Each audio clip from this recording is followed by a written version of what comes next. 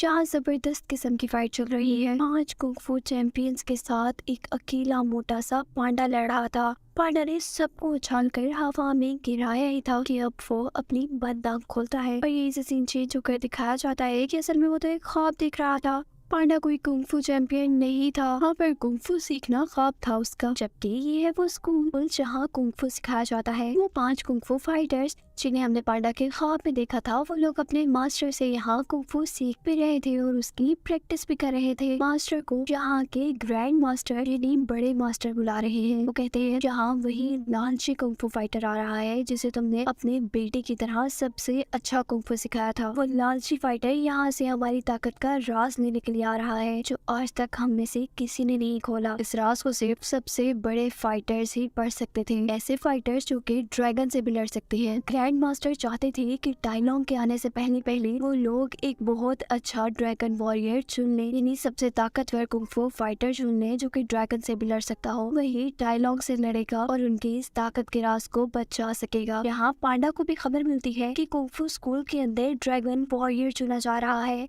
इसीलिए सारे बड़े बड़े कुंग-फू फाइटर्स अपना अपना कुंग-फू दिखाने के लिए वहाँ आ रहे थे। पांडा भी ये मुकाबला देखना चाहता था, पर अफसोस वो जब तक यहाँ पहुँचता है तो वहाँ के सारे दरवाजे बंद कर दिए जाते हैं। पांडा जिस तो हर हाल में अंदर जाना था, वो कैसे रुक सकता था। वो कभी एक बात से उछलकर अंदर जाने की कोशिश करता है तो कभी एक छोटे से होल से, पर जब हर चीज में नाकाम हो जाता है तो वो एक चेयर लेता है और उसके साथ बहुत से क्रैकर्स यानी पटाखे बांध लेता है, जिनके चलने पर वो चेयर एक रॉकेट की तरह उड़कर दीवार के दूसरी तरफ चली जाती। स्कूल के बिल्कुल दरमियान में ग्रैंड मास्टर ऐलान करते हैं कि ये रहा आज से हमारा नया ड्रैगन वॉरियर, और यही उनके हाथ के इशारे के सामने आकर गिरता है वो पांडा अपने ढेर सारे पटाखों के साथ, जो कि अंदर सिर्फ यहाँ की फाइट देखने के लिए आ रहा था। वहाँ खड़े सभी लोगों को ये लगने लग गया था कि पांडा एक ड्रैगन वॉरियर है। मास्टर और सारे के सारे कुंग-फू फाइटर्स पांडा को देखकर सोचते हैं कि शायद ग्रैंड मास्टर ने कोई गलती कर दी है। उनका अंदाजा काफी हद तक ठीक भी था, पांडा को कुंग-फू बिल्कुल भी नहीं आता था।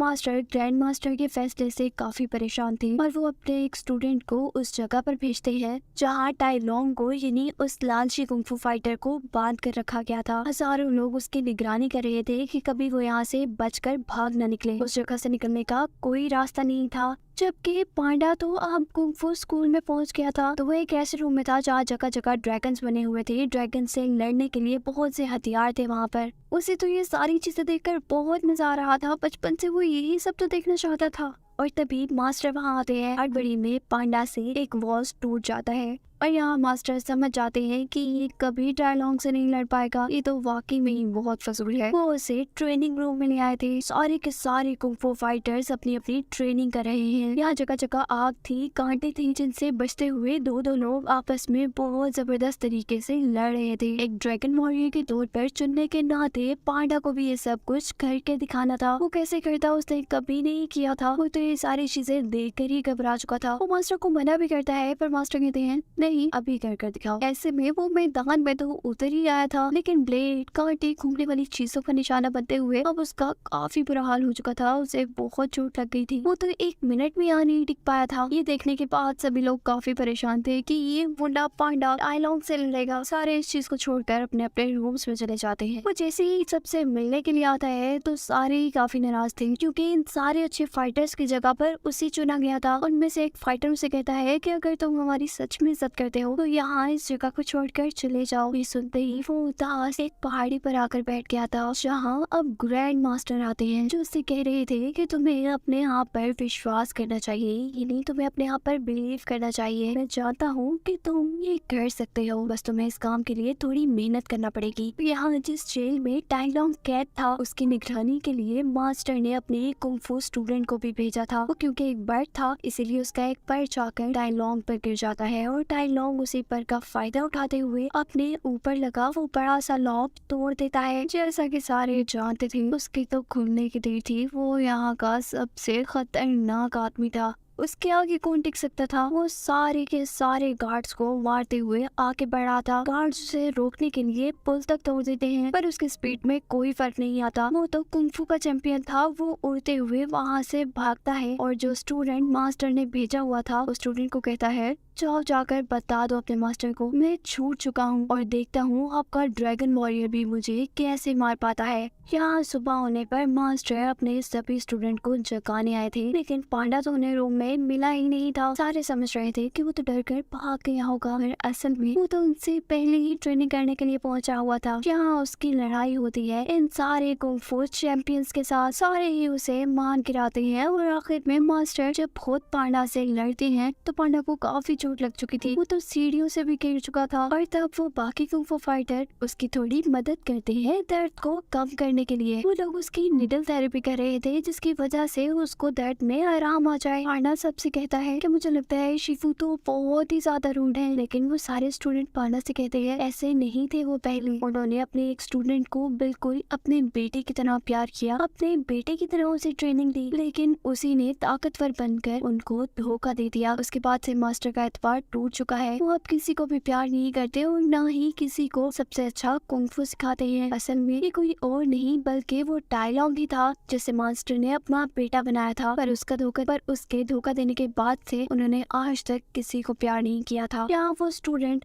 जिसने टाई लॉन्ग को जेल से छूटते देख लिया था वो जल्दी से अपने मास्टर को आके बताता है कि टाई लॉन्ग जल्द यहाँ आने वाला है। मास्टर भी अब ग्रैंड मास्टर को बता रहे थे कि आपने जितनी भी बातें कही थी वो सब सच हो रही है। टाई लॉन्ग यहाँ वो राज लेने के लिए आ रहा है, लेकिन उससे लड़ने के लिए ड्रैगन वॉरियर तो बिल्कुल भी तैयार नहीं है। और ग्रैंड मास्टर से कहते हैं कि तुम्हें बस अपने पे यकीन रखना है। ये कहते ही अब वो हवा में गायब हो गए थे, यानी वो मर चुके थे। मास्टर कहते हैं कि आप मुझे ऐसे अकेला नहीं छोड़ कर जा सकते, अभी तो बहुत मुसीबतों का सामना करना है। लेकिन ग्रैंड मास्टर तो मर चुके थे, सारी जिम्मेदारी अब मास्टर पर आ गई थी। अब सारे कुंग फू फाइटर्स ने भी पांडा से दोस्ती कर ली थी। वो सबको नूडल्स बनाकर खिला रहा था कि तभी यहाँ पर उनके मास्टर आए थे जो उन्हें बता रहे थे कि ग्रैंड मास्टर हमारे दरमियान नहीं रहे। सारे दुखी हो जाते हैं और अब यहाँ उन्हें एक और भी बात पता चलती है कि टाई लॉन्ग यहाँ अब आ रहा था। पांडा ये सुनते ही वहाँ से डरकर भागने लगता है क्योंकि वो तो अभी उससे लड़ना ही नहीं चाहता था, वो उससे लड़ने के लिए तैयार ही नहीं था। कैसे लड़ता वो उससे? पांडा काफी टेंशन में था, लेकिन यहाँ मास्टर ने उसके सामने आकर उसे रोक लिया था। पांडा उसे कहता है मैं कैसे लड़ सकता हूँ, मैं कैसे उसे हराऊंगा। अब क्योंकि ग्रैंड मास्टर पांडा को ही ड्रैगन वॉरियर बनाकर गए थे, मास्टर को भी किसी न किसी तरह उनकी बात मानते हुए इसी को ड्रैगन वॉरियर बनने के लिए ट्रेन करना था। पर यहाँ से पांडा क्या ही सीखता, वो किस तरह उसे सिखाते, वो काफी परेशान थे। पर एक दिन वो देखते हैं कि पांडा किचन में हर चीज तोड़कर कुछ न कुछ खा रहा था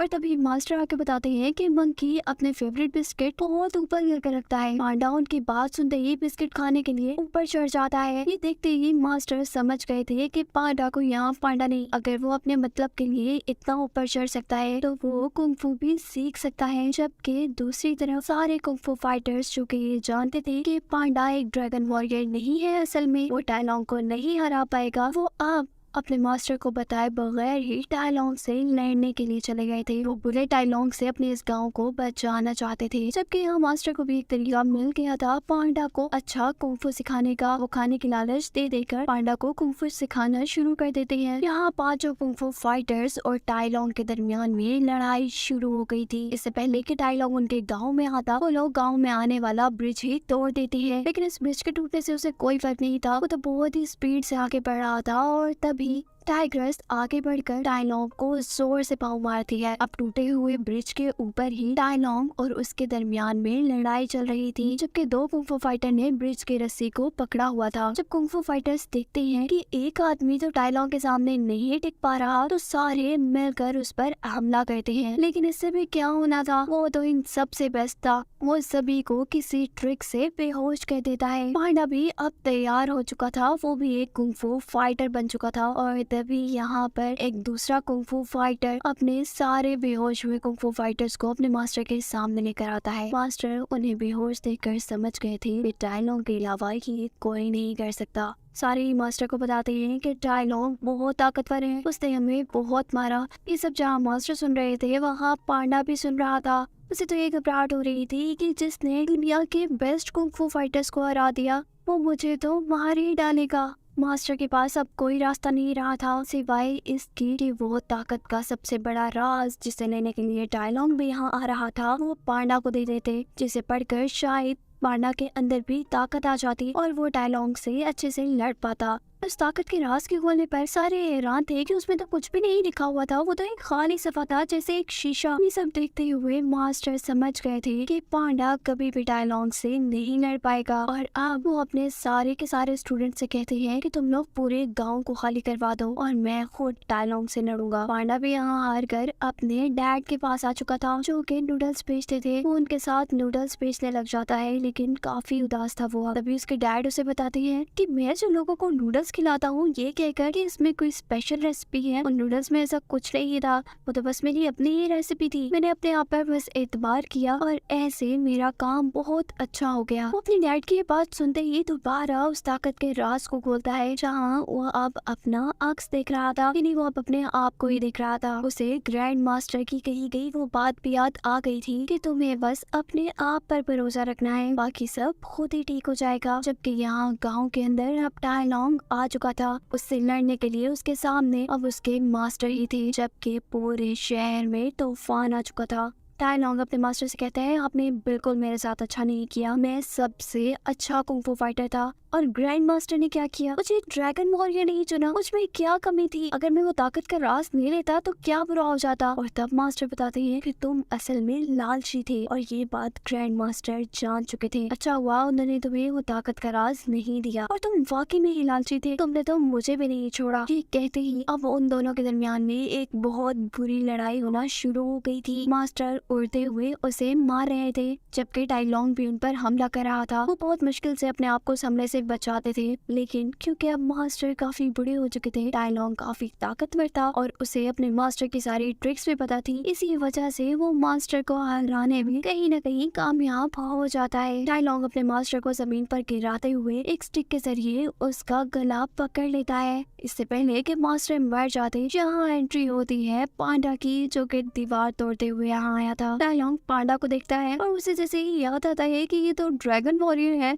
तो उसे पांडा पे हंसी आने लगी थी। एक मोटा सा पांडा ड्रैगन वॉरियर कैसे हो सकता था? अब क्योंकि ड्रैगन वॉरियर टाइलॉन्ग बनना चाहता था, लेकिन उसकी जगह पांडा खड़ा था। टाइलॉन्ग को तो ये देखकर बहुत गुस्सा आता है और वो जोर से पांडा को एक पंच लगाता है। पांडा अपने साथ ही वो ताकत का राज लेकर वहाँ से भाग रहा था। टाइलॉन्ग उसे पकड़ता है और इस चक्कर में वो दोनों इकट्ठी सीढ़ियों से गिर जाते हैं, जिसके बाद अब उन दोनों के दरमियान में लड़ाई हो रही थी। पांडा जो कि एक नया कुंफू फाइटर बना था, वो इतने अच्छे से नहीं लड़ पा रहा था, उसे ज्यादा मार ही खानी पड़ रही थी। लेकिन इस सब में वो ताकत का राज टाइलॉन्ग के हाथ लग चुका था। टाइलॉन्ग जैसे ही उसे खोल कर देखता है तो अब वो गुस्से से पागल हो रहा था। इसमें तो कुछ भी नहीं लिखा, मैं इतने सालों से इसके पीछे पड़ा हुआ था। तब पांडा उसे समझाता है अरे अरे ध्यान से देखो, इसी में राज है। असल बात तो ये है कि ड्रैगन वॉरियर बनने के लिए सिर्फ खुद पर एतबार करना पड़ता है। ये सुनते ही उसकी टाइलॉन्ग से दोबारा पिटाई हो जाती है। इससे पहले कि वो पांडा को और भी ज्यादा मारता, यहाँ पर पांडा ने उसकी फिंगर पकड़ ली थी और अब पांडा की बारी थी